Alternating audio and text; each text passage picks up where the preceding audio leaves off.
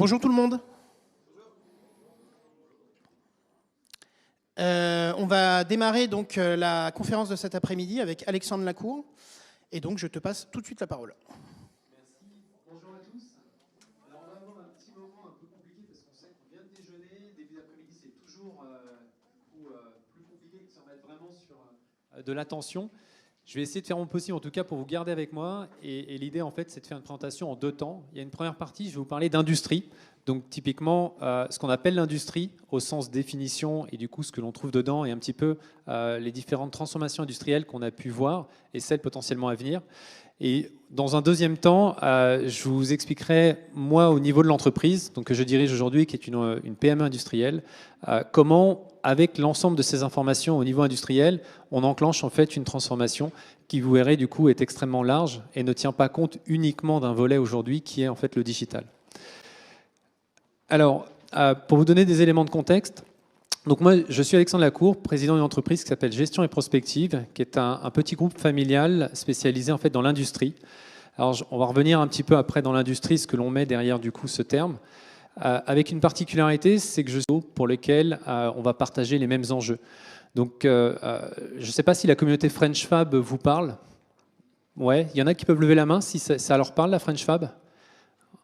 Ok, la French Tech. Ouais, ok. Bon, voilà. Donc, du coup, on a un peu plus de boulot côté French Fab. Mais l'idée, c'est un petit peu cette approche-là, c'est qu'on a le côté French Fab qui est du coup plutôt une communauté de valeurs d'industriels qui, donc, du coup, vont promouvoir aujourd'hui la partie industrie française. Au niveau du coup de l'activité gestion et prospective, on a en fait trois activités industrielles. Une activité où on fabrique ce qu'on appelle des pompes industrielles. Je reviendrai dans le détail sur la deuxième partie de la présentation. Donc, plutôt machines tournantes, mécaniques. Une deuxième activité où on transforme ce qu'on appelle des matériaux plastiques, donc on part de granulés et on va fabriquer ce qu'on appelle des semi-produits, donc des galets, des plaques, des joncs. Donc là, c'est plutôt le monde de la plasturgie. Et on a lancé une troisième activité plutôt pour essayer d'amener de l'intelligence et de connecter des machines tournantes dans l'industrie. Donc commencer à voir le parallèle avec du coup les évolutions industrielles. Pour vous donner juste une petite photo, une pompe, c'est quoi ? C'est ce qu'on peut voir à gauche. En fait, vous avez, pour faire simple, des pièces de fonderie, qui sont du coup les pièces en bleu, et des pièces thermoplastiques, qui sont en fait en grise. Et de l'autre côté, vous avez une autre pompe, qui est un autre type de pompe, qui sert principalement, notamment dans l'irrigation et dans le drainage. Donc du coup, plutôt côté aquaculture, pisciculture, etc. Alors, l'idée, c'est de commencer déjà par l'industrie. Industrie du futur, je ne sais pas si ça vous parle, comme industrie 4.0. Est-ce que vous en avez entendu parler? S'il y en a qui se sentent de lever la main pour me dire oui ou pas du tout. Ok, il y en a quelques-uns. Super. Alors, la différence entre les deux, pour faire simple, il y a d'un côté c'est français, de l'autre côté c'est entre guillemets plutôt allemand. Industrie du futur, c'est ce que la France tout simplement a appelé pour porter en fait ces programmes. Et l'industrie 4.0, c'est du coup une thématique qui a été plus portée par l'Allemagne. Alors quand on prend derrière, l'industrie c'est quoi? Alors, l'industrie, on le sépare en général en deux. On a ce qu'on appelle l'industrie autour de l'extraction, donc sortir des matières premières, exploiter en fait les ressources aujourd'hui que l'on peut avoir sur Terre. Et de l'autre côté, on a la partie manufacturier, c'est-à-dire la transformation de la matière. Si je veux faire une barre d'acier ou si je veux fabriquer un produit, je pars d'une ressource, il faut l'extraire, et ensuite on passe dans un processus industriel, alors un procédé, une transformation, peu importe la manière dont on le met en œuvre, on peut faire ce qu'on appelle de l'enlèvement de matière. Peut-être pour vous, peut-être fabrication additive, impression 3D. Donc c'est une manière de mettre en forme. Donc il y a en fait ce côté industrie extraction et industrie manufacturière. Donc quand on parle d'industrie, en fait, on prend surtout ces deux thématiques-là. Et ces deux thématiques, aujourd'hui, c'est 86% du secteur industriel sur la partie manufacturière. Donc la grande partie aujourd'hui de l'industrie, c'est l'industrie en fait qui transforme, qui part du coup de matières premières, de ressources, et qui va du coup transformer pour fabriquer un produit. Et l'industrie, c'est vraiment la fabrication d'un produit physique, d'un équipement. Donc derrière, en France, vous avez entendu parler d'industrie, alors plus du coup ces derniers temps. Et pour vous donner une idée, c'est à peu près du coup 250 000 entreprises. C'est en déclin depuis un certain nombre d'années. Vous avez entendu la désindustrialisation de la France.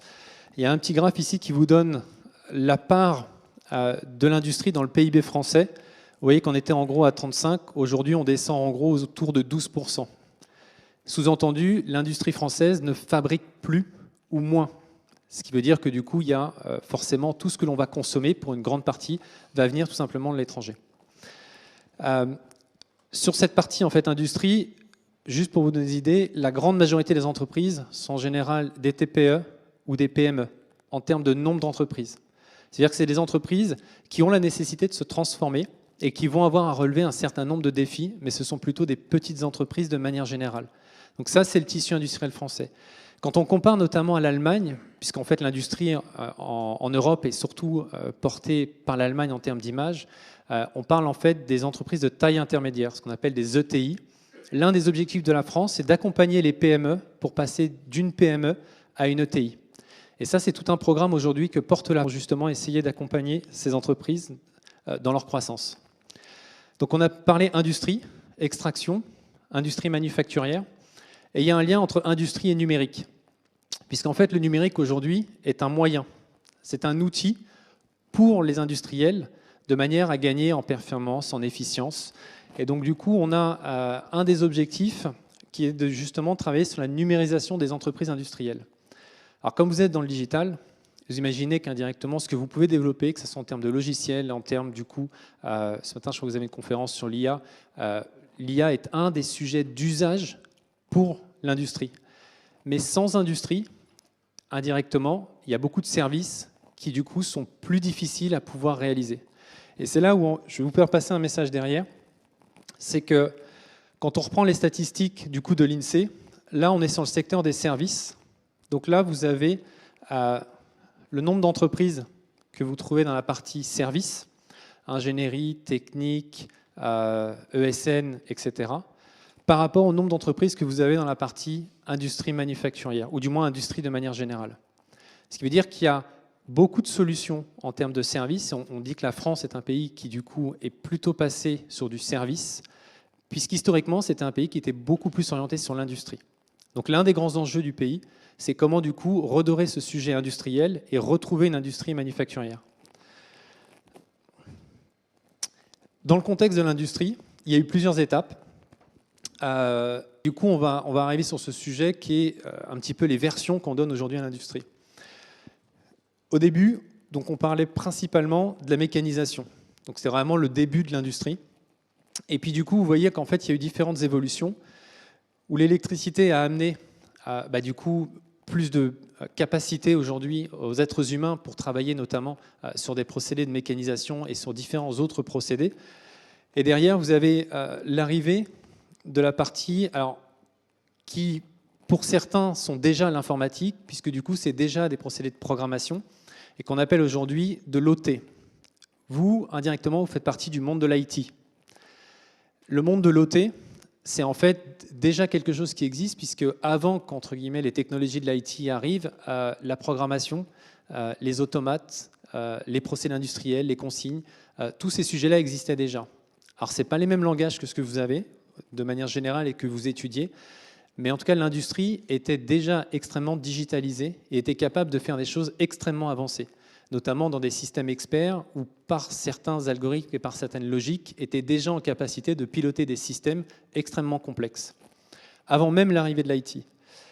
Du coup, ce qui est arrivé plutôt dans les années 2000, c'est vraiment l'IT et la rencontre entre ce qu'on appelait les automaticiens, donc les sociétés historiques dans le monde industriel, et les sociétés issues de l'IT. Et là, les sociétés issues de l'IT, du coup, vous les connaissez, puisqu'en général, c'est indirectement ce qu'on utilise tous les jours, mais pour un usage personnel, et qui du coup arrive forcément dans la partie industrie.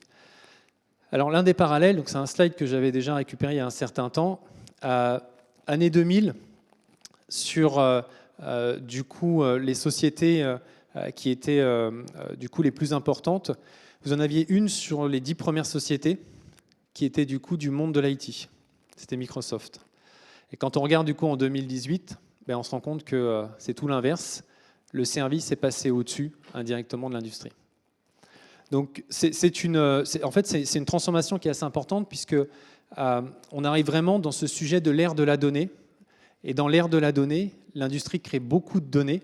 La question, c'est comment on va être capable de l'utiliser et potentiellement avec quelle éthique on peut utiliser ces données-là. Et on les utilisera pour une raison particulière, c'est ce que l'on veut en faire au niveau notamment industriel, et ce qu'on veut en faire aussi au niveau souveraineté. Vous entendez la souveraineté industrielle, vous entendez la souveraineté numérique au niveau Europe. On est typiquement dans ces approches-là, qui est du coup ce qu'on appelle aujourd'hui l'industrie 4.0, l'industrie du futur. Une autre manière de le présenter, c'est la convergence en fait de plusieurs mondes. L'IT, on ne revient pas dessus, vous les connaissez très bien. Ceux-là, vous les connaissez peut-être un peu moins, ou du moins pas sur ces sujets-là. Les ABB, les Siemens, les Rockwell Automation. Donc là, ce sont typiquement des sociétés qui étaient déjà dans le digital et déjà dans le numérique avant indirectement le monde de l'IT. Et de l'autre côté, vous avez toutes les sociétés en fait qui sont dans la partie telco, puisqu'indirectement, l'IoT, ça vous parle, mais à un moment, c'est pareil, il faut pouvoir communiquer. Et du coup, on arrive dans des plateformes où il faut que tout le monde arrive à travailler ensemble, mais avec forcément des intérêts économiques, technologiques, qui sont du coup différents. Et potentiellement des visions aussi qui ne sont pas les mêmes. Les sociétés spécialisées dans le domaine industriel disent attention, un procédé industriel, ce n'est pas de l'IoT, ce n'est pas 3 données qui s'envolent, et puis du coup, si elles n'arrivent pas, ce n'est pas très très grave. Ici, on parle de piloter typiquement des centrales nucléaires, là où aujourd'hui, on était quand même beaucoup sur du web, beaucoup sur du développement, beaucoup sur du service. Là, on était clairement pas vraiment orienté sur l'approche service, mais vraiment plutôt l'approche performantielle au niveau industriel. Ce qui veut dire que tout ce monde-là doit être capable de converger pour un futur qui aujourd'hui en fait n'est pas encore extrêmement clair et pour lequel notamment l'Europe essaye de donner une vision. Et du coup, c'est peut-être l'industrie de demain, c'est celle qui est après le 4.0. Alors du coup, justement, si je pose cette question-là, c'est que l'une des questions, c'est de dire est-ce que ça s'arrête à l'industrie 4.0, la donnée? Est-ce que ça s'arrête à un ensemble de technologies, de capteurs, d'algorithmies, ou est-ce qu'indirectement, on peut aller plus loin? L'Europe, elle, a commencé à travailler dessus. Je ne sais pas si vous avez entendu parler des ambitions européennes. L'idée, c'est que le continent veut être le premier à être neutre en carbone en 2050. Alors, neutre en carbone, ça veut dire qu'il faut arriver indirectement à faire changer énormément de choses. Alors aujourd'hui, on le prend, on l'écoute, on se dit « Ah, la blague », on est quand même loin. Ça nécessite de faire énormément de changements. Alors ces changements-là, là je l'ai pris en fait sur une organisation qui regroupe en fait toutes les sociétés sur l'ingénierie, l'électronique, tous les métiers autour du métal. Donc le métal, c'est typiquement de la tôle quand on fabrique des voitures. C'est l'industrie métallurgique. Vous avez aussi toute la partie extraction qui va en faire partie. Mais en fait, ce qui est intéressant, c'est que vous voyez au niveau des chiffres que ça représente un certain nombre d'emplois en Europe et que du coup, ça va impacter un certain nombre de produits que l'on fabrique potentiellement en Europe.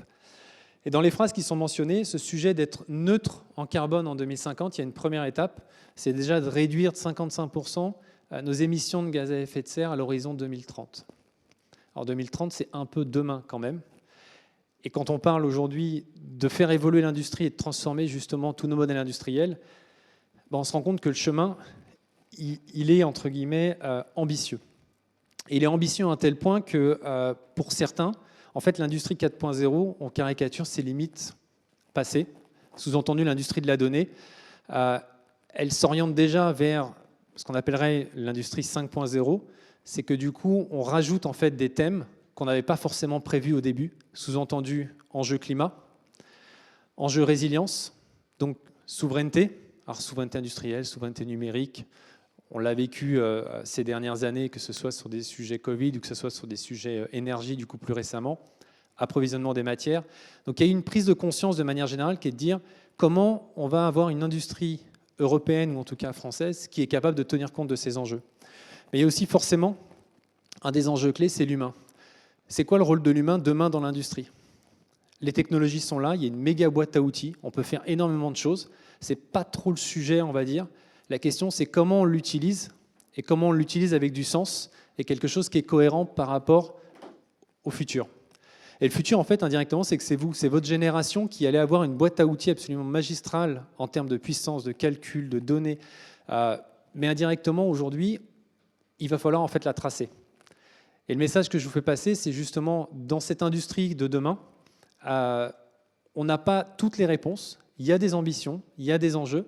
Maintenant, c'est comment une entreprise, qu'elle soit petite, moyenne ou grande, avec l'ensemble de ce contexte-là, est capable de s'inscrire dans l'avenir. Alors, l'un des sujets dont vous avez peut-être entendu parler, aussi toujours côté industrie, c'est de dire l'industrie 5.0, c'est encore un nouveau thème, super, il va falloir arriver à le décliner, on ne sait pas trop comment. Peut-être que vous avez entendu parler d'économie circulaire, une forme d'économie qui du coup serait différente. Aujourd'hui, de manière générale, et là on va parler, que ce soit industrie ou que ce soit nous à titre personnel en tant que consommateurs. En général, à chaque fois qu'on achète un produit, on a toutes les phases. On fait l'extraction, on transforme, il y a de la distribution, on utilise et on jette. Malheureusement, même s'il y en a qui sont plus attentifs, même s'il y en a qui sont plus sensibles, de manière générale, c'est la grande majorité aujourd'hui de notre mode d'usage. Ce qu'on appelle notamment une économie linéaire. Nous, quand on fabrique un produit, il part sur le marché, il va durer peut-être 10, 15, 20, 30 ans. Arrive un moment, le client veut le changer, veut le faire évoluer.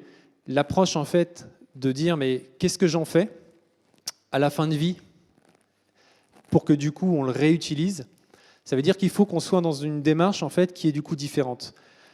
L'approche, elle est plutôt d'arriver à dire demain comment on va éco-concevoir des produits.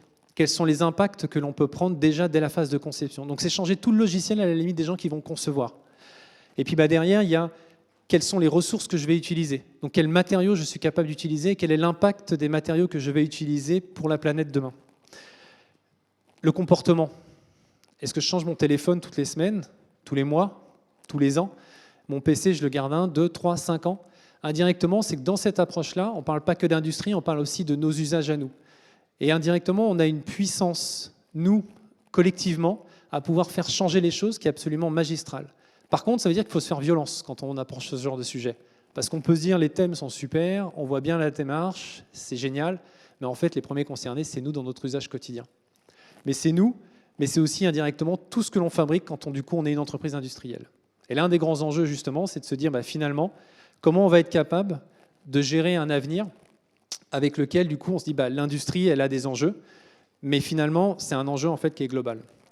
Alors, du coup, je finirai la première partie de l'intervention sur cette recommandation, en tout cas, si c'est les sujets sur lesquels vous êtes intéressés aujourd'hui.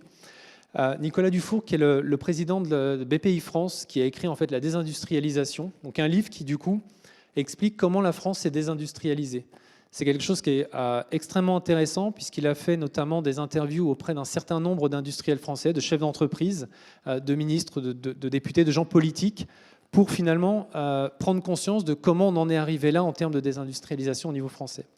Le deuxième, c'est que c'est un entrepreneur qui avait une société dans l'impression, donc du papier. Alors le papier, pour ceux qui connaissent en termes du coût environnemental, énergétique, c'est plutôt quelque chose qui nécessite d'être transformé et qui nécessite de tenir compte de tous les enjeux dont je vous parlais juste avant. Et en fait, il a appelé sa démarche en fait l'économie. Donc en gros, l'approche entre l'économie et l'écologie. Et du coup, partage beaucoup de retours d'expérience finalement sur cette transformation industrielle qu'il a mis en place dans son entreprise. Et la dernière, alors qui est sortie assez récemment, c'est tout ce qui touche justement à l'économie circulaire. Donc vous avez des témoignages d'entreprises qui ont commencé cette transformation-là, mais aussi des potentielles perspectives sur ce que pourrait être finalement demain une économie différente de l'économie linéaire dont je vous ai parlé juste avant, et donc on parle d'économie circulaire. Pour la première partie, l'idée, c'était de vous partager un petit peu ce contexte-là, en disant voilà où en est l'industrie, de manière générale.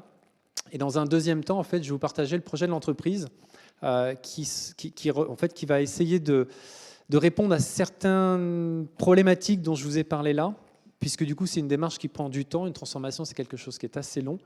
Et l'idée déjà, c'était de partager avec vous si vous aviez peut-être des questions ou des interrogations, ou des réactions tout simplement par rapport à cette première partie d'intervention.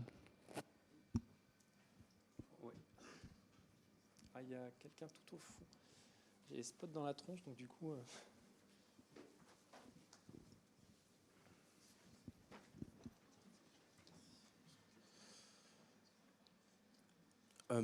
Alors tout d'abord, bonjour, merci pour cette première partie.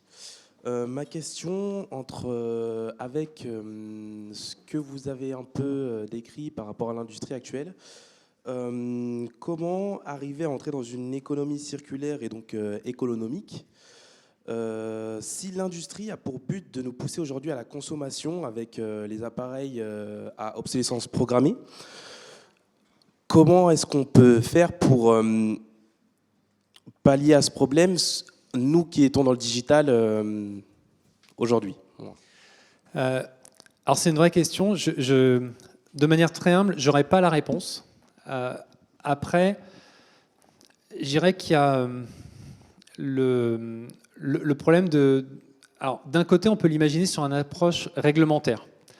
L'un des exemples que je peux vous donner, au niveau européen, ils mettent en place des impositions pour que vous puissiez réparer demain tout type de produit et que vous ayez une certaine autonomie pour acheter les composants de machines qui finalement sont difficilement réparables aujourd'hui parce que vous n'avez pas forcément les nomenclatures, les plans d'ensemble, les notices d'instruction, ce qui fait que c'est extrêmement difficile de réparer certains produits. Donc ça, c'est des démarches aujourd'hui qui vont être inscrites notamment dans la politique européenne pour justement pousser les fabricants à essayer d'être plus vertueux, en tout cas dans cette démarche-là.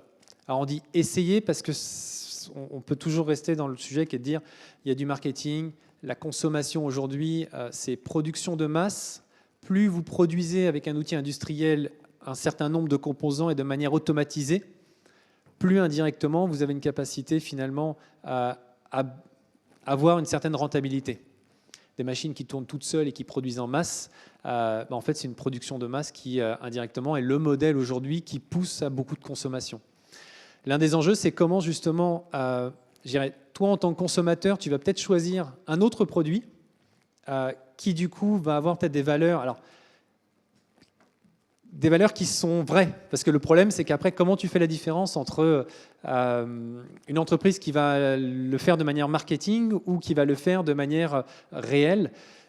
C'est là où, indirectement, c'est la conscience de chacun et le niveau de compréhension de chacun qui amènera finalement à se dire là, c'est vrai, et là, j'y crois pas.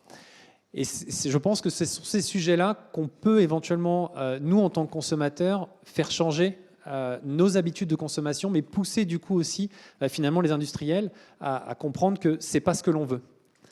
Mais en effet, ça prend du temps. Et même s'il y a une volonté politique de le faire, on sait qu'indirectement, c'est quelque chose qui reste assez complexe, déjà à une échelle nationale, parce qu'on est à la fois sur des visions pour le pays et des sujets politiques, et à la fois sur un côté très européen qui du coup peut être encore plus complexe à gérer avec des pays qui n'ont pas la même culture finalement. Mais je pense que tu as bien compris le sujet, que ça va être un peu compliqué quand même. Alors, si je peux me permettre de contribuer aussi à cette question, il y a une expression un peu de vieux, entre guillemets, c'est de dire voter avec ses pieds. Par opposition à voter avec son bulletin de vote. Hein, donc, c'est pas une histoire de politique, au contraire, c'est par ses actes, c'est sa façon de faire. Et donc, de fait, si un fabricant propose quelque chose de réparable, donc du coup, on ne va pas forcément renouveler le périphérique régulièrement, et bien du coup, de le préférer par rapport à un fabricant qui va le faire de façon, je dirais, soit pas le faire, soit de faire de façon factice. Bon, c'est pas pour faire de débat sur les fabricants ou quoi que ce soit, mais c'est vrai qu'il y a eu tout un débat sur la réparabilité des appareils Apple. Et donc du coup, Apple a pris position justement parce qu'il ne pouvait pas se permettre d'avoir une image de marque, de dire je m'en fous, si ça ne se répare pas, c'est pas grave, j'en vends plus. Ils ne pouvaient pas se permettre de dire ça, donc ils ont dit je vais faire un programme de réparation autonome, on va vous vendre des kits, etc. Maintenant, tout le monde est en train de commencer à dire que ces kits sont très difficiles à opérer. C'est-à-dire qu'il faut décoller un tas de trucs, enfin, il faut être maquettiste, modéliste, technicio, je sais pas quoi. Donc oui, le truc est disponible, mais comme il n'est pas utilisable, au fin de compte, c'est peut-être un leurre. Après, il y a commencé à avoir des fabricants qui commencent à avoir des designs, par exemple sur les smartphones, puisqu'on a pris cet exemple, avec des architectures modulaires, hein, parce que quand on dit que la plupart des gens renouvellent leur smartphone à cause d'un élément, comme par exemple l'amélioration des capteurs de photos, pardon, vous avez compris, et bah, du coup, si le capteur est modulaire, en fait, bah, je ne rachète qu'un capteur. si tant est que j'en ai besoin d'ailleurs, mais et du coup, j'ai une capacité de faire évoluer le produit de façon plus intéressante. Et puis alors ça, ce qui est quand même aussi important de le rappeler, on est quand même dans une école d'informatique. Vous n'êtes donc pas que des consommateurs, vous êtes aussi des producteurs. En tout cas, je l'ai dit en conférence d'introduction, par exemple. Vous êtes les intrapreneurs qui, dans les entreprises, sont le moteur qui fait avancer l'entreprise. Vous pouvez, là aussi, choisir de faire partie d'entreprises qui ont cet éveil, qui ont cette conscience. Et puis, une fois que vous êtes dans une entreprise qui a cet éveil, qui a cette conscience, de contribuer de façon active, de façon véritablement réfléchie, et de se dire, effectivement, tiens, dans les faits, statistiquement, alors vous allez peut-être faire de la data, quel est le truc qui pète le plus souvent? On va essayer d'improve cette partie-là, etc. Et puis, comme le disait aussi Alexandre, de le prévoir dès le design, hein, quoi que ce soit, y compris des pompes. Si on prévoit que, par exemple, le carter est réutilisable et qu'on a une chaîne qui va, je ne veux pas te spoiler, pardon, excuse-moi, spoiler la deuxième partie de la conférence, mais du coup, en tout cas, vous pouvez tous être largement acteurs aussi en tant que producteurs, pas que consommateurs. Alors, je ferai juste le dernier parallèle, à moins qu'il y ait d'autres questions derrière. L'histoire des connecteurs. Je ne sais pas si vous vous souvenez, où l'Europe a décidé finalement d'harmoniser les connecteurs en USB-C pour du coup l'ensemble des devices. Indirectement, on se dit cool, ça va quand même rationaliser énormément finalement le nombre de produits qui vont aller sur le marché.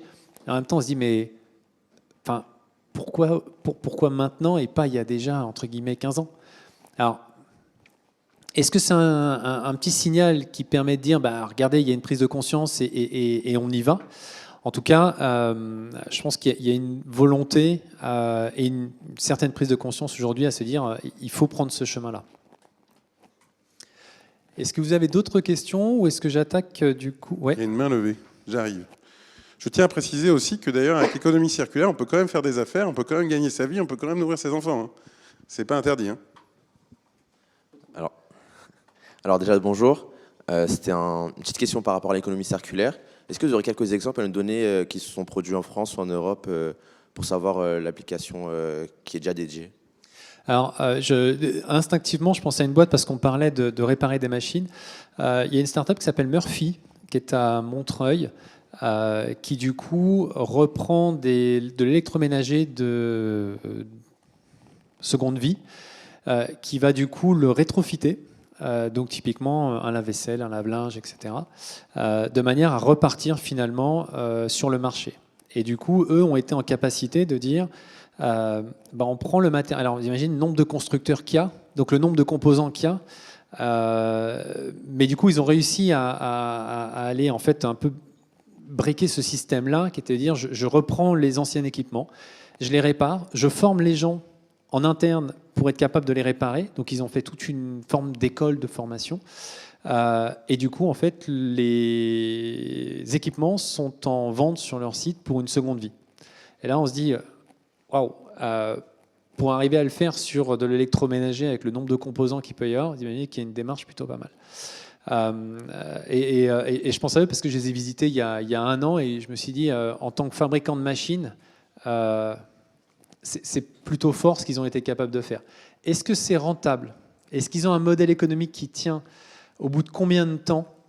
Ça, c'est un autre sujet. Et dès qu'on est précurseur sur cette approche-là, c'est l'une des difficultés, c'est de trouver justement un peu cet équilibre. En tout cas, ça fait partie des exemples qui sont inspirants en termes d'économie circulaire.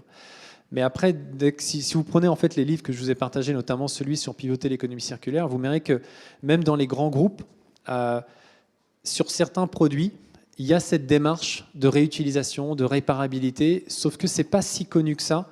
Et pour nous, en fait, on le voit pas au quotidien. C'est-à-dire que tous les jours, on se dit, mais économie circulaire, il y en a pas. Enfin, ou du moins, on le voit pas vraiment. Alors que quand on vraiment s'oriente dessus, qu'on cherche des boîtes qui, du coup, ont été capables d'innover dans ces modèles-là, il y en a. Après, faut aller les chercher. C'est-à-dire qu'eux viennent moins en termes de consommation, en termes de marketing, que d'autres aujourd'hui qui sont extrêmement implantés. Il y a une question sur le chat, si tant est qu'il n'y en ait pas dans la pièce. Je vais la lire, la question, puis s'il y a d'autres questions, on les prendra bien évidemment. Alors, elle est un petit peu compliquée. Est-ce que vous pensez que c'est possible d'accéder à la souveraineté avec des processus industriels pilotés par des serveurs et des outils Microsoft. Quelle vision des infrastructures IT pour l'industrie 5.0 ? Alors, je me permets d'élargir, je pense qu'il dit Microsoft, il voulait dire GAFAM, hein, bien sûr. Alors le problème, c'est que c'est enregistré, donc je vais faire une réponse diplomatique. C'est enregistré, c'est streamé, c'est voilà, streamable. Donc, du coup, je dirais qu'il y a après des visions qui peuvent être différentes. La réalité, c'est que les GAFAM ont aujourd'hui des outils qui sont rapides à déployer en entreprise. Il y a une forme d'accessibilité beaucoup plus simple. La question de souveraineté, la question d'autonomie, la question du Data Act, du Cloud Act, de tout ce qu'on peut regarder sur des sujets. Du Patriot Act. Du Patriot Act. Voilà. Bon, là, du coup, on rentre en effet dans un sujet qui est de dire à un moment, dans l'entreprise, il y a peut-être une décision à prendre en se disant est-ce que je veux ou je considère que ce n'est pas une voie ? Sous-entendu, est-ce que j'accepte le fait que ce soit un risque que je prends ? Et donc, du coup, j'intègre avec ce type de technologie, mais je sais pourquoi je le fais. Et moi, aujourd'hui, je prône plus pour la prise de conscience. C'est-à-dire, OK, on peut le faire. Il n'y a pas de problématique particulière. À partir du moment où on est conscient, du coup, de l'ensemble de l'environnement et des problématiques qui pourraient éventuellement y avoir derrière.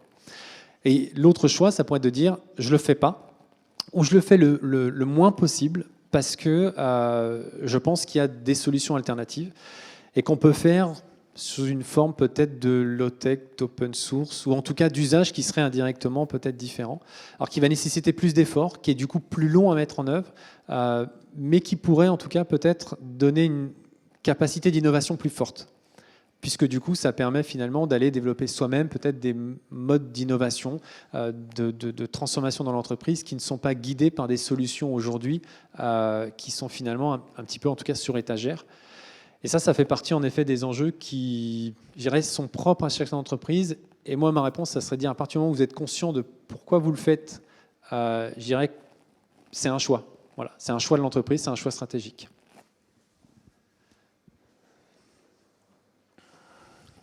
On attaque à la deuxième partie. Allez.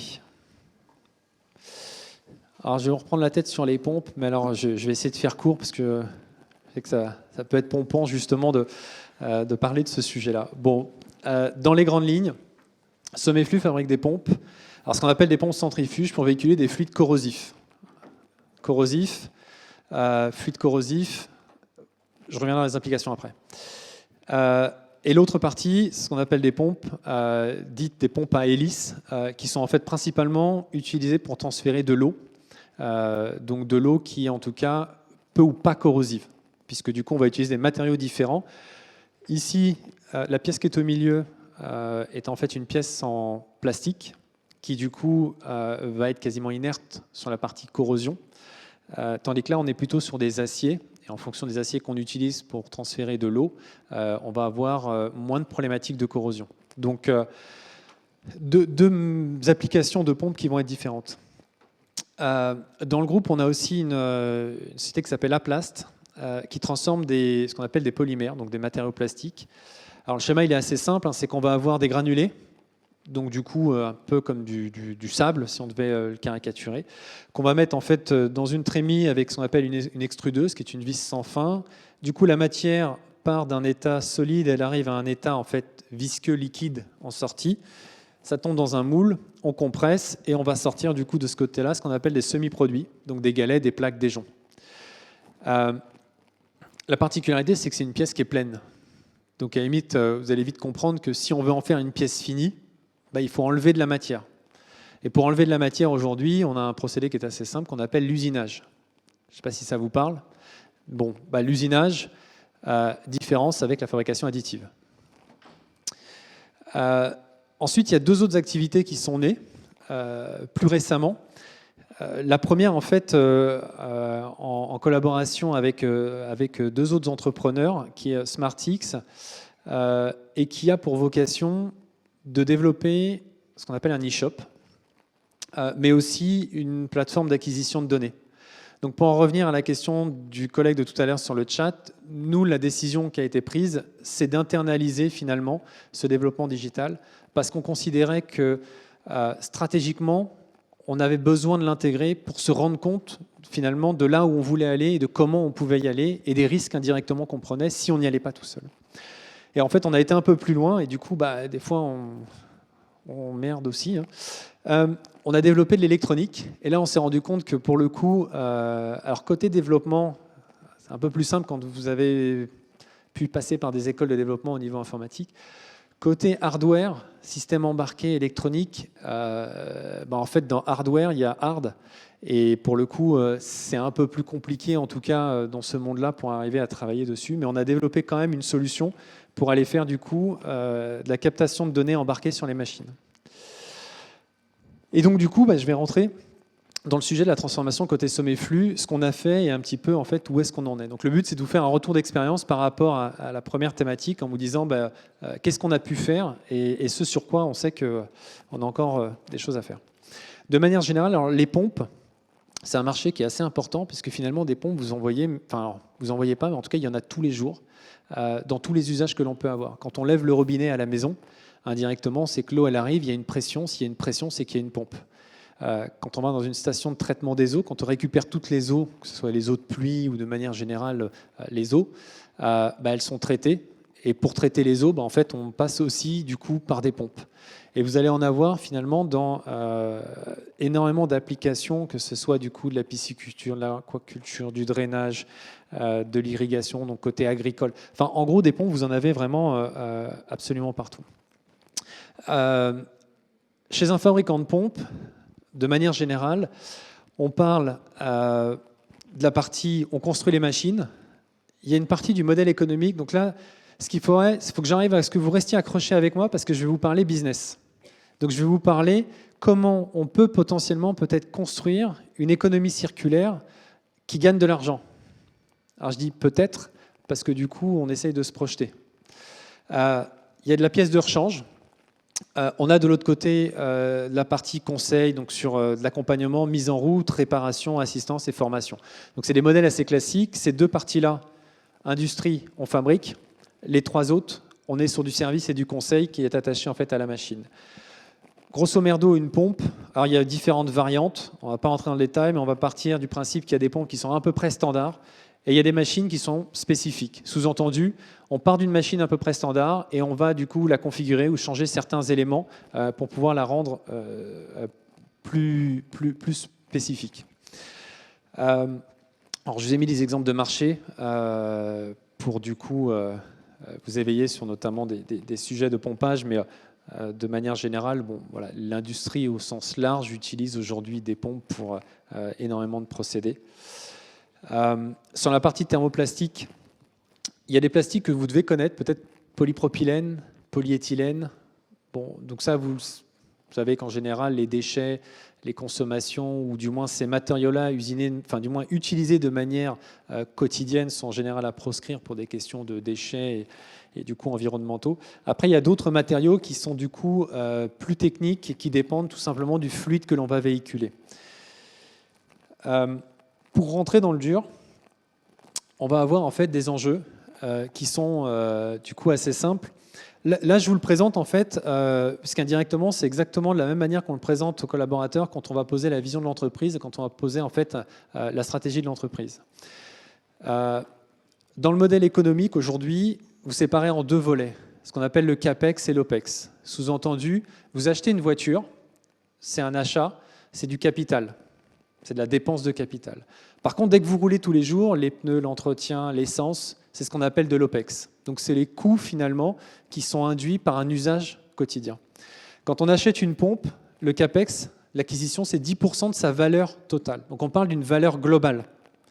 Et puis, on se rend compte que derrière, l'énergie, c'est-à-dire que la pompe elle-même, pour tourner, elle a besoin d'un moteur électrique qu'on va brancher. Et du coup, 32% de son coût global, c'est finalement l'énergie. Donc là, on est typiquement sur des ratios autour de 10 ans d'exploitation d'une machine. Et on se dit, finalement, en tant que fabricant, nous, on travaillait sur deux volets. En gros, on vend la machine et on vend les pièces de rechange. sachant que dans les 20%, il n'y a pas toutes les pièces de rechange, parce que du coup, dans la maintenance, il y a du temps homme pour démonter, pour remonter, etc. Et tout le reste, c'est pas moi. Sous-entendu, économie linéaire. Je vends le produit, je vends les pièces de rechange, mais du coup, je ne gère pas le reste finalement. Et en prenant du coup une approche différente, on se dit comment on peut essayer finalement de travailler en tant que constructeur de manière globale sur la valeur totale du produit, puisque là, on rentre finalement dans un engagement plus profond qui est du coup d'éco-concevoir la machine pour gérer du coup la partie fin de vie, donc déchets, mais pour tenir compte aussi des impacts environnementaux du coup, que la machine va avoir sur 10 ans. Et puis derrière, pour essayer d'optimiser notamment toutes les phases de fonctionnement et de réduire l'énergie. Donc réduire la consommation énergétique de la machine. Et du coup, on rentre dans une démarche qui est complètement différente que fabriquer un produit et fabriquer des pièces de rechange, mais qui est du coup de s'inscrire dans une démarche globale. Et de là, quand on regarde, l'un des premiers facteurs en fait, que l'on peut regarder, qui est assez simple quand on utilise une pompe, alors c'est RTE en France qui du coup avait fait cette étude-là. Ils n'en ont pas fait, enfin, j'en ai pas retrouvé beaucoup parce que celle-là date de 2014, mais de manière générale, c'est les ratios qu'on va retrouver un peu dans tous les pays aujourd'hui européens. En gros, 120 TWh, c'est ce que consomme l'industrie aujourd'hui en électricité. Sur les 120 TWh, vous voyez qu'en fait, il y a une grosse partie sur du pompage. C'est-à-dire qu'en gros, c'est à peu près 10 à 11 TWh d'électricité qui sont utilisées par les pompes aujourd'hui, de manière générale dans l'industrie. Et en fait, autour des pompes, ce qu'ils consomment, c'est qu'il y a un moteur électrique à chaque fois pour entraîner la machine. Et les moteurs électriques, c'est 67% de la consommation électrique totale dans l'industrie. Alors, je fais le parallèle, vous savez qu'on essaie de trouver des économies d'énergie en France en ce moment. Mais les moteurs électriques, on vous en a peut-être pas parlé, ou du moins pas sur ce volet-là. Du coup, on se rend compte que finalement, en tant que fabricant de pompes, il y a quand même des sujets à essayer de trouver des moyens d'optimiser du coup le rendement des machines, mais en même temps d'optimiser le process dans lequel est installée la machine. Puisque du coup, c'est une vision globale qui permet de réduire notamment la partie énergie. La deuxième chose, hormis l'énergie, qui du coup représentait 32% en gros de la valeur globale dans le produit, on avait aussi un autre sujet qui concernait la maintenance, du coup, qui est un des sujets, les arrêts, qui sont un des sujets aussi, mais du coup, les causes des arrêts, qui sont aussi liées notamment à l'exploitation de la machine. Donc l'idée, c'est quoi? C'est de dire une machine, à partir du moment où elle a la boîte noire de l'avion, mais en version industrielle, donc du coup, il n'y a pas autant de milliers d'euros disponibles par rapport au prix du produit. Donc ça veut dire qu'il faut trouver le moyen d'être suffisamment, je dirais, smart pour trouver quelque chose qui va permettre de faire ce job-là, mais sans que ça coûte 5 fois le prix entre guillemets, du matériel que vous allez vendre. Donc du coup, c'est comment développer en fait ce cerveau embarqué avec du coup les capteurs. Et là, on est sur le sujet maintenance prédictive, machine learning, blablabla, qui vont devoir communiquer avec deux sujets. Un, les automates parallèles, OT. OT, donc industrie 3.0. Le monde des automaticiens, le monde de l'OT. Mais aussi, le problème, c'est qu'il va falloir discuter avec Edge, Cloud, Fog. Donc là, on est plutôt côté IT. Ce qui veut dire que certains vont développer des services d'un côté et d'autres vont développer des services de l'autre. Et le dernier, en fait, c'est tout simplement d'être capable d'anticiper des défauts de fonctionnement. Donc, du coup, faire en sorte que la machine soit capable, du coup, de tourner le plus longtemps possible avec le moins d'arrêts possible pour que ça coûte le moins cher possible indirectement à l'utilisateur final. Donc, du coup, le côté maintenance prédictive va être embarqué dans ce sujet-là. Et là, toujours pour rester sur les sujets business, en fait, on vous le fait sur un parallèle qui est différent. On vous parlait d'économie circulaire. Là, maintenant, on va parler justement plutôt de business côté constructeur, où traditionnellement, on va faire toute la partie conception, production, vente, et puis du coup, on vend les pièces de rechange, et on a ce qu'on appelle une valeur fixe du produit. C'est-à-dire qu'en fait, une fois que le produit il est vendu, en gros, il n'y a plus de récurrence.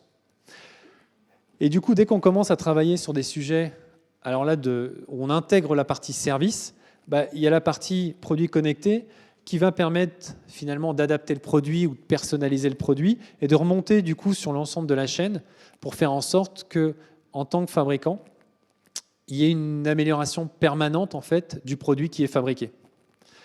Et donc là, du coup, c'est un des modèles économiques où on parle notamment de Product as a Service. C'est marrant, ça fait une résonance Product as a Service côté IT, infrastructure as a Service, mode SaaS, comme quoi l'industrie s'inspire aussi pas mal quand même des modèles aujourd'hui qui ont pu être mis en place côté GAFAM. Donc avec ça, l'idée, c'est de dire finalement une entreprise, donc une PME industrielle, 80 personnes, comment elle fait pour prendre tout ce contexte-là et qu'elle essaye de mettre en place du coup quelque chose pour se conformer à tous ces enjeux. Alors nous, on a commencé en 2007. En 2007, on a commencé déjà par prendre une décision qui était d'intégrer des outils de CAO et de FAO. Alors, je ne sais pas si du coup ça va vous parler, mais pour faire un parallèle avec ceux qui ont fait de l'impression 3D, le côté slicing, c'est le côté en fait FAO. Et du coup, la partie CAO, c'est la partie conception et design du produit. Et en gros, l'idée, c'était de faire en sorte que quand on conçoit côté bureau d'études, on puisse être extrêmement lié avec la manière de fabriquer. Puisque si on conçoit bien et qu'on fabrique bien, du coup, on maîtrise le coût de fabrication. Donc en 2007, en fait, on imagine qu'en travaillant sur une chaîne numérique complète, on va être capable du coup d'optimiser les phases de développement du produit. En 2018, on intègre ce qu'on appelle un ERP. Je ne sais pas si ça vous parle, un ERP. Ouais. Vous en connaissez un open source peut-être? Ouais. Ouais. Et alors, un qui fait fureur aujourd'hui de manière générale. Alors lui, il n'est pas open source, il est américain et c'est un CRM. SAP ERP, mais pas open source. Non. Odoo, ça vous parle? Ouais. Ben, si vous écoutez un peu de podcast, écoutez le patron d'Odoo, écoutez son histoire. C'est assez surprenant, c'est assez inspirant. Il est pur du coup côté IT. Mais ce qu'il a mis en place en termes de RP, en termes de solutions logicielles et le modèle économique qu'il développe sur ce sujet-là est assez intéressant. Donc, nous, on a choisi des solutions purement françaises sur lesquelles en fait, tout est installé en interne dans l'entreprise et sur lesquelles du coup, il n'y a pas de mode SaaS. Parce que du coup, si on débranche entre guillemets la prise Internet, ça ne nous empêche pas de fonctionner. Et du coup, ça a été un choix de l'entreprise.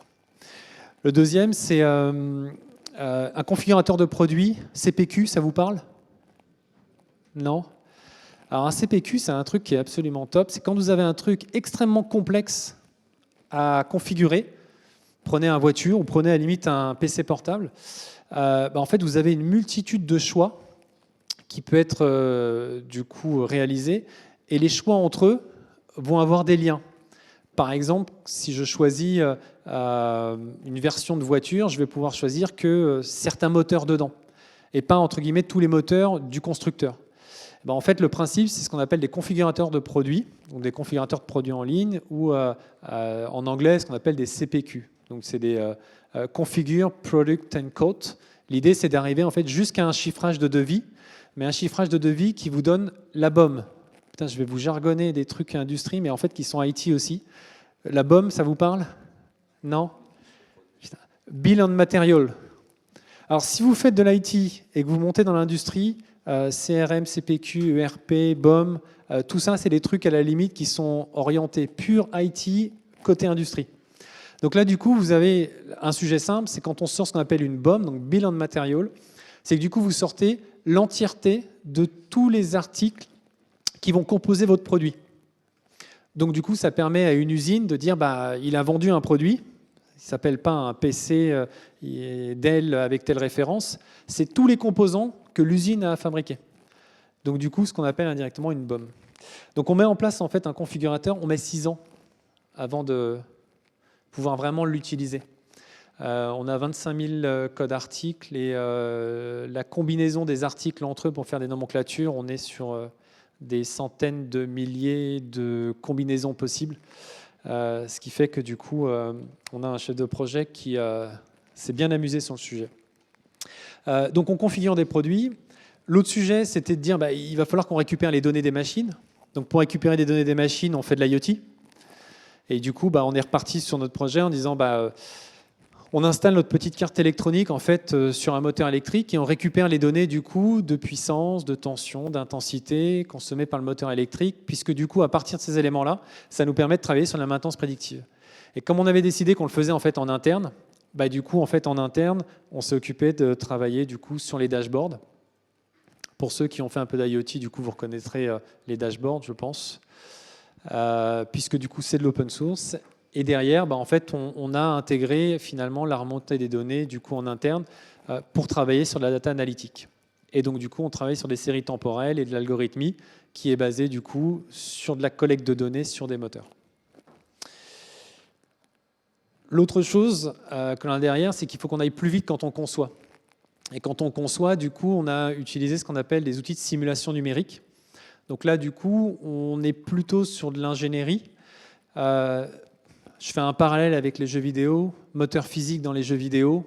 En fait, indirectement, on a des moteurs physiques dans l'industrie aussi pour du coup simuler notamment des ruptures mécaniques, des phénomènes de transitoires dans le domaine notamment des fluides. Donc tous ces sujets-là, en fait, sont des sujets qu'on trouve aussi dans l'industrie, mais plutôt dans l'ingénierie mécanique. Mais c'est typiquement des parallèles que vous avez aujourd'hui, vous, dans les jeux vidéo, sur des moteurs physiques que vous allez déployer. L'autre sujet simple, le côté e-commerce, e-shop. Alors de manière simple, on aurait pu utiliser des choses. Et dans la réalité industrielle, en fait, c'est qu'il faut l'intégrer à l'ERP. Et du coup, on a voulu en garder la maîtrise. Donc du coup, on s'est dit, tiens, on va faire un petit outil qui va nous permettre de faire la vente en ligne, mettre à disposition les nomenclatures, les pièces de rechange, les notices d'instruction, de manière à ce qu'un client, en fait, il se connecte, il tape le numéro de série de sa machine, il récupère l'entièreté des données et il va être capable de commander n'importe quelle pièce de rechange d'une pompe, même si elle a 30 ans. Puisqu'aujourd'hui, en fait, on avait gardé l'entièreté des historiques de toutes les pompes qu'on a pu fabriquer. Donc le parallèle, c'est de dire que le numérique, il est utile, oui. Donc numérique plus industrie, c'est clair que oui. La question de fond, c'est comment chaque entreprise, chaque PME, chaque ETI ou même grand groupe va être capable de l'intégrer et quels vont être les choix qu'ils vont être capables de faire. Et moi, je pense que votre rôle, justement, c'est qu'en tant que personne issue de l'IT, la compréhension globale de l'écosystème. Alors pourquoi choisir du Microsoft plutôt qu'une solution open source? Pourquoi choisir une solution européenne plutôt qu'une solution chinoise? Quels sont les enjeux? Quels sont les risques? Quelles sont les interopérabilités possibles? Ça, en fait, c'est qu'indirectement, c'est par votre connaissance et par votre compréhension technique que vous pouvez apporter énormément dans les choix décisionnels aujourd'hui des entreprises, qui sont à la base des entreprises mécaniciennes. Ça veut dire qu'indirectement, leur métier, c'est la mécanique, c'est de l'industrie, c'est pas de l'IT. Par contre, de plus en plus, des entreprises industrielles se disent « mais moi, l'IT, il faut que de toute manière, ça devienne quelque chose qui est interne parce qu'il y a des enjeux stratégiques pour construire les modèles économiques de demain ». Alors du coup, après, on a été plus loin parce que on est conscient qu'on a quand même un sujet de plastique. Le plastique, c'est pas cool. Et du coup, l'idée, c'est de trouver avec une certaine humilité ce qu'on est capable de trouver aujourd'hui en termes de remplacement pour faire ce que font en fait les produits. Donc en gros, on a travaillé sur une démarche qu'on appelle une analyse du cycle de vie, donc qui permet en fait de donner une idée du coût carbone à la fabrication, mais aussi du coup de gérer la fin de vie du produit, sous-entendu une fois que le produit est fini, qui part en recyclage ou qu'il est réutilisé, comment on est capable du coup d'avoir une deuxième vie finalement sur ce produit-là. Et donc typiquement, on a fait des essais, on a changé, c'est une étape, on a changé un polypropylène issu du pétrole, qui est aujourd'hui le plastique traditionnellement issu de cette filière-là, par du polypropylène recyclé. Jusqu'à là, du coup, c'est des choses que l'on trouve récurrentes, et sur lequel une boîte française a développé ce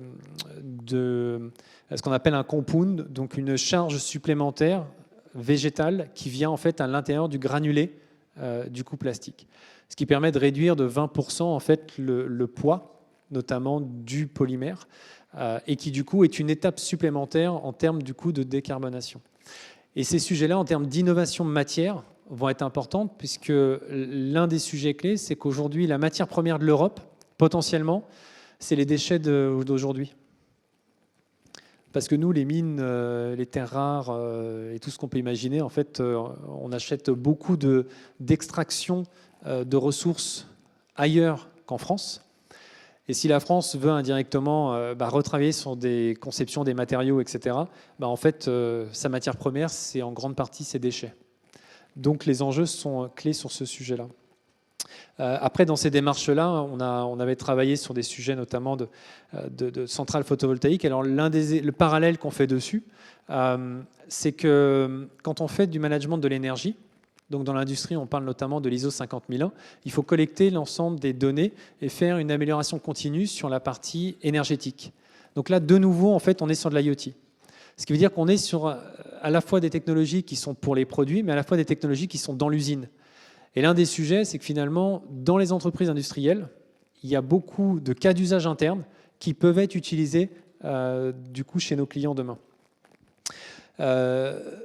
Dans les derniers points, parce que du coup j'arrive bientôt à la fin, je vous parlais d'usinage. Quand on usine, on part d'un bloc de matière plein, on enlève de la matière, on crée du copeaux. Si on crée du copeaux, du coup le copeaux c'est finalement un déchet. La fabrication additive est un des sujets qui est de dire top, peut-être moins de copeaux, peut-être une production décentralisée, peut-être demain une capacité à personnaliser le produit spécifiquement à un besoin client. L'idée est belle, la techno peut être intéressante, mais son niveau de maturité pour arriver à un niveau entre guillemets industriel, en tout cas nous concernant, n'est pas encore présente, ce qui fait que du coup on a une nécessité de faire une veille permanente. Et ce qui est très amusant dans les deux sujets, c'est que vous avez déjà regardé le code que générait une imprimante 3D ? Ouais. Alors le code qui pilote l'imprimante 3D, ça vous parle pas ? Non. Ce qui est très drôle, c'est que c'est le même code que sur les commandes numériques. C'est du code G. Ça vous parle pas de code G ? La prochaine fois que vous générez un code et que vous l'envoyez à votre imprimante, vous ouvrez le fichier et vous regardez. Et en fait, le code, c'est exactement le même code qui va piloter un centre à 500 000 qu'une imprimante, en gros, aujourd'hui, à 200 balles. Du coup, si je fais une conclusion, en tant qu'industriel, finalement, on pourrait se dire, mais du coup, on fait quoi avec tout ça ? Et finalement, l'industrie, c'est quoi demain ? La réponse que je vais vous faire, c'est qu'indirectement, on teste. Alors, il y a le terme de POC en innovation.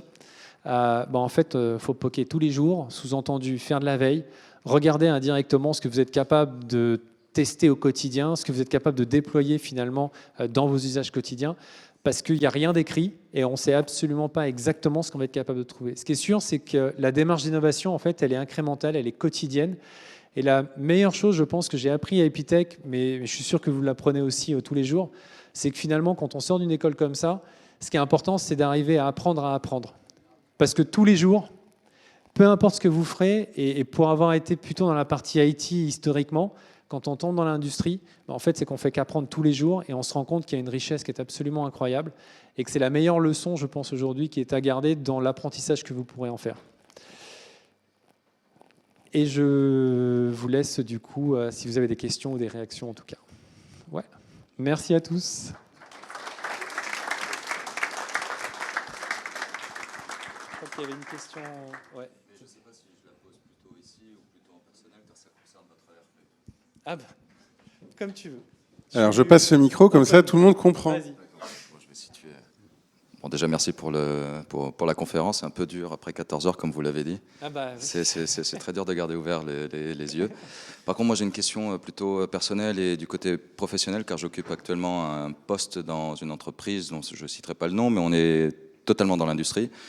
Je dois me charger de la refonte intégrale en fait, de l'ERP. C'était un peu ambitieux, je pense. Mais bon, maintenant, j'ai signé. Maintenant, voilà. Du coup, vous utilisez quoi comme ERP ? Ou êtes-vous passé directement de zéro ? Quelle est la technologie ? Quelle est la base que vous avez utilisée ? Est-ce que j'ai entendu dire open source ? J'ai entendu un nom, je ne m'en souviens plus. Odoo, Boudou, quelque chose. Je ne m'en souviens plus. Nous, on travaille sur Dolibar. Si vous connaissez Dolibar, c'est une très complexe machinerie. Si on peut dire ça comme ça. Alors, de manière générale, un ERP est un outil extrêmement complexe Oui. parce qu'il nécessite d'avoir une compréhension technique, mais en même temps une bonne compréhension de la vie de l'entreprise et de son mode de fonctionnement et de tous les processus internes de l'entreprise.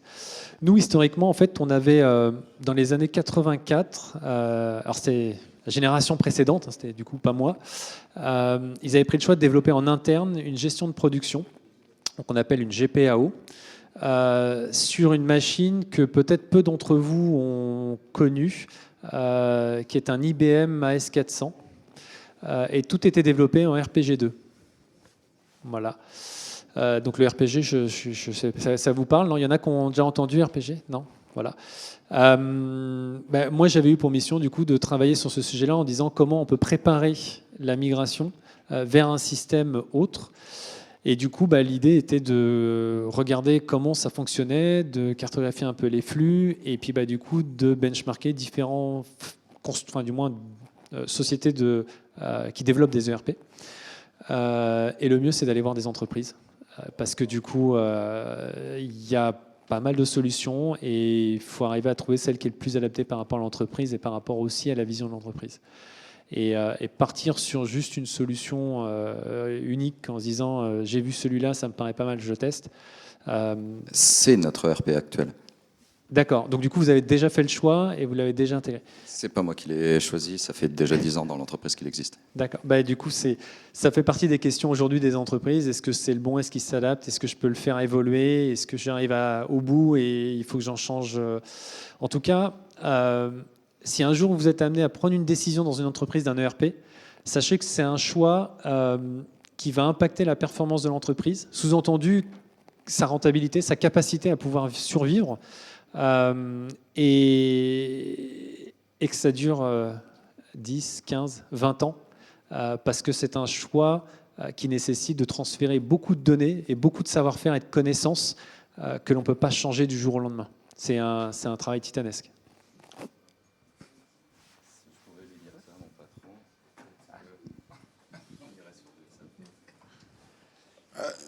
Alors, c'est compliqué les questions de RP parce qu'effectivement, ça peut très vite coûter cher.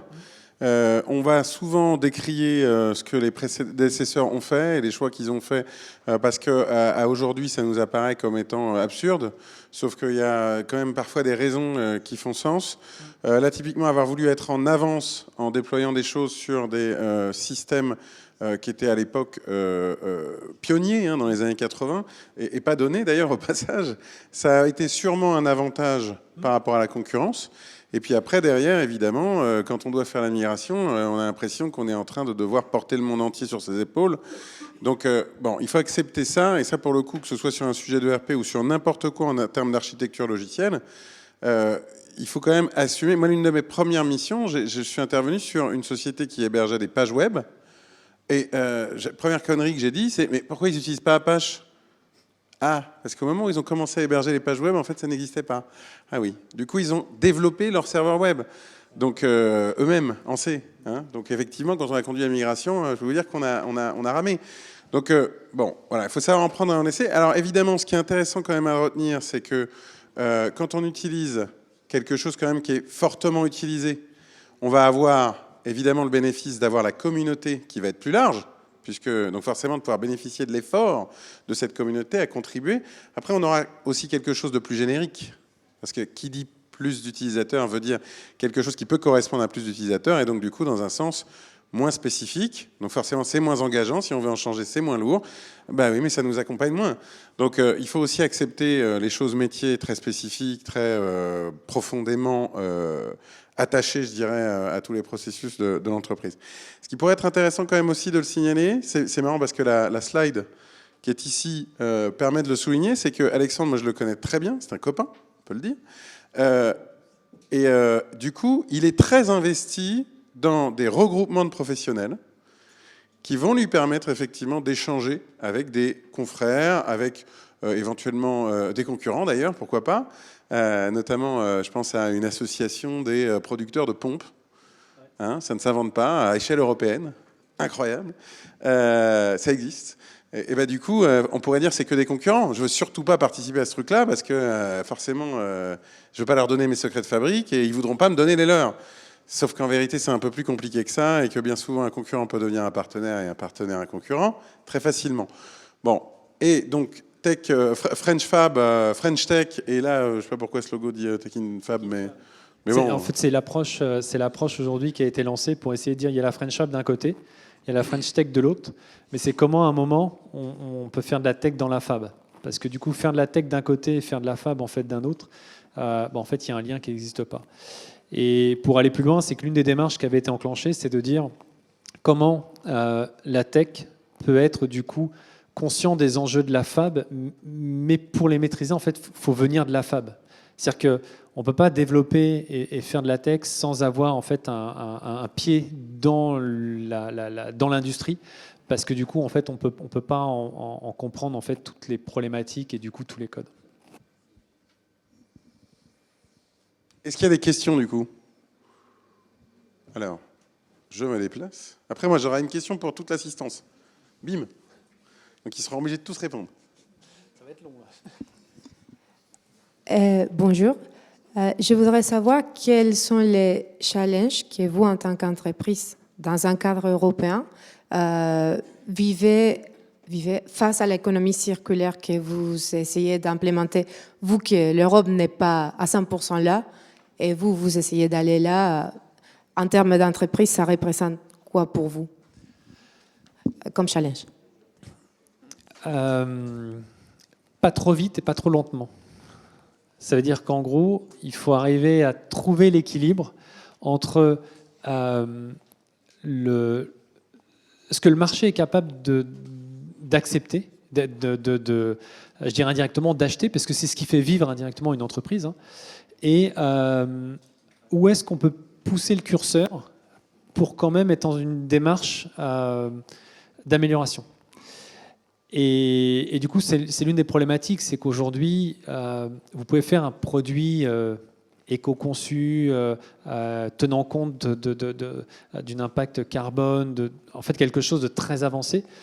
Mais quand vous êtes dans une transformation, c'est-à-dire que vous partez d'un existant et vous allez dans un autre, la rupture, elle est compliquée.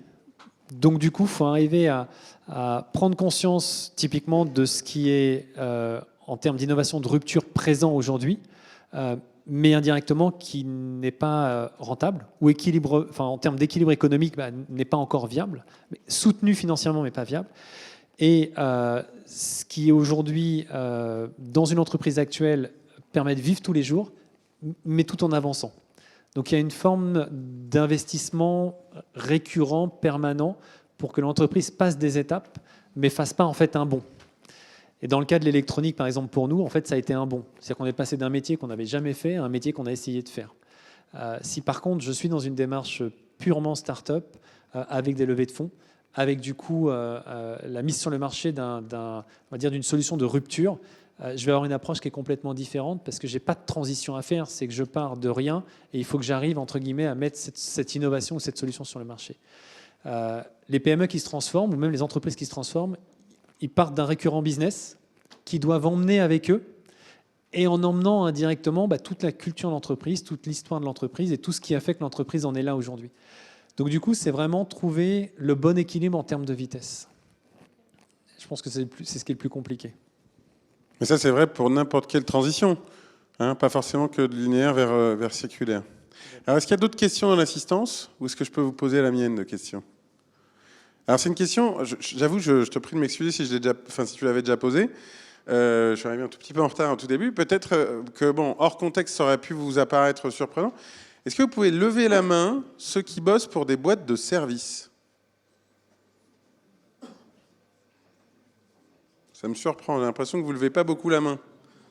Par rapport à la définition qu'on en a fait, hein. Parce que normalement, ça doit être en général, dans notre secteur, une immense majorité.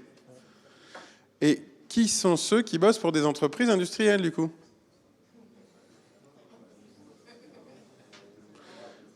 Alors, ceux qui n'ont pas levé la main, c'est curieux, ils sont peut-être en recherche d'alternance. Évidemment, la majorité est plutôt orientée sur le service, puisque, comme l'a décrit Alexandre, c'est un fait réel en France, c'est la désindustrialisation. Et c'est vrai qu'aussi, on peut le remarquer dans nos métiers, bien souvent, les sociétés de services ont une place énorme. Elles sont d'ailleurs les partenaires de l'ETNA, donc loin de moi l'idée de leur casser du sucre sur le dos. Mais c'est vrai que mon expérience personnelle m'a permis de me rendre compte que les sociétés de services ont parfois ceci d'éloigner du besoin du client final, donc ici l'industriel, qui, quand on est collaborateur de l'entreprise, fait qu'on a l'impression de perdre le sens de ce qu'on fait. Il y a un sujet pour la jeunesse dont vous faites partie, qui est souvent employé, qui est un peu un sujet tarte à la crème, c'est la quête de sens. D'avoir l'impression de faire des trucs utiles pour pour le monde dans lequel on vit. Eh ben, un exemple, typiquement quand on est informaticien, c'est de ne pas forcément bosser pour une boîte de service, mais pour bosser pour le client final. Et donc, du coup, pourquoi pas l'industriel qui en a besoin.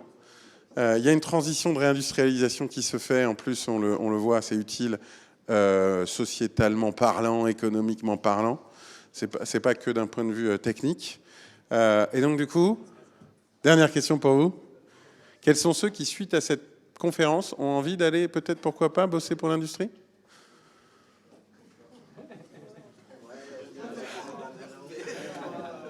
Bon, c'était une question évidemment à chaud qui était compliquée. Je ne cherche pas à vous convaincre ou quoi que ce soit. Et merci à ceux qui ont levé la main, qui se sont mouillés. Mais en tout cas, je pense que, quoi qu'il en soit, vous connaissez l'expression qui dit qu'on croit parfois que l'herbe est plus verte ailleurs, etc., etc.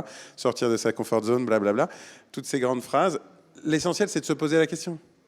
Et j'espère que cette conférence vous aura éveillé à l'existence d'une autre lecture que le SN, voilà, qui encore une fois a son utilité.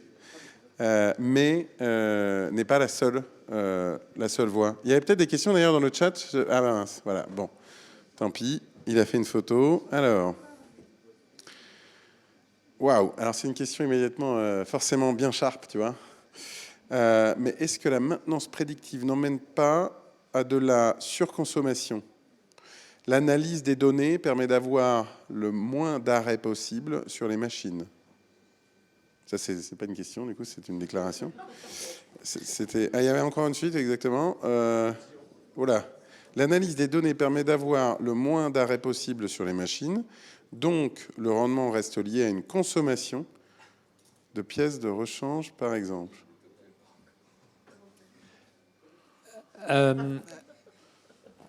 Alors, en gros, si je comprends, à surveiller la machine, est-ce qu'on ne rajoute pas une consommation quelque part qui excède le bénéfice qu'on en retire? Alors, je dirais que la question dépend en tout cas du produit du marché. Dans le cas des pompes, de manière générale, les pompes sont censées tourner 24 heures sur 24, 7 jours sur 7. Ce qui fait qu'indirectement, si la pompe s'arrête, c'est qu'on a acheté un deuxième produit ou un troisième produit qu'on a gardé en stock et qui sera utilisé dans le cas où la première s'arrête. Donc dans ce cas d'usage-là, on est plutôt dans la démarche qui est de dire n'achetons pas 2 ou 3 produits, on en achète un, il est suivi, et du coup on met en place une démarche qui permet d'éviter d'en acheter 2, 3, 4, sous-entendu peut-être de faire du stock, donc de surstocker finalement, donc indirectement de consommer. Donc dans ce cadre-là, en fait, je dirais non. Après, l'autre question par contre, c'est qu'en effet, collecter de la donnée, ça a un coût. Et collecter de la donnée, il faut savoir quelle donnée on collecte, où est-ce qu'on la stocke, est-ce qu'elle est utile. Et c'est pour ça que l'approche de la donnée va être aussi intéressante, c'est de dire, est-ce que je ne traite pas l'intelligence sur la machine ? Sous-entendu, en fait, c'est l'électronique qui est sur la machine qui, du coup, va faire le job, et je ne remonte pas que des informations qui sont réellement intéressantes. Sinon, on va se retrouver avec des données stockées en cloud qui auront consommé de toute manière de la connectivité, de la bande passante et tout ce qu'on peut imaginer. Donc l'équilibre, en fait, il n'est jamais binaire, c'est jamais noir ou blanc. Et c'est là où, à partir du moment où on en prend conscience, je pense qu'on peut prendre des décisions sur lesquelles on sait pourquoi on les a prises. Donc du coup, la réponse peut être complexe. Mais finalement, ça revient à l'éternelle question, c'est que si on le fait bien, non. Si on le fait mal, oui. Il faut faire les bons choix. Entre guillemets. Ça dépend des critères. Voilà, voilà. c'est ça. Les critères de choix. Et après, il ne faut pas se retrouver aussi avec des systèmes tellement complexifiés par la maintenance, enfin par la supervision, pardon, qu'on provoque des pannes supplémentaires. Voilà, et le fameux keep it simple and stupid est toujours une bonne idée. Complètement. C'est une chute quand même pour assez dingue. Bon, pas d'autres questions du coup sur... Très bien. Bon, de toute façon, Alexandre Lacour, bien évidemment, est une personne qui est accessible via les réseaux sociaux. Vous pourrez donc le spammer sur LinkedIn si vous avez des questions pertinentes professionnelles. Odoo, ça s'écrit O-D-O-O. Voilà, puisque votre camarade qui avait déjà perdu le nom. Et puis c'est vrai que Odoo, c'est pas forcément évident que ça s'écrive comme ça. Il y a des meet-up, hein, par exemple, autour des utilisateurs de Odoo. Vous voyez, typiquement. Et donc, du coup, participer à ce type d'événement. Hein, Covid, c'est terminé. C'est ce qui se dit. Complètement. Donc il y a à nouveau des événements en présentiel en tout cas. Et ben, c'est des bonnes idées aussi hein, pour nourrir sa réflexion par rapport à ce qu'on a à faire. Parce que si vous restez sur vos acquis en bon geek qui reste à la maison et qui parle à personne parce qu'il risque de lui retourner une réponse et donc du coup soutenir son regard, ça va être compliqué. Évidemment, forcément, ça va risquer de vous limiter dans la vie. Merci Alexandre. Merci à tous. Puis bonne journée, bonne continuation.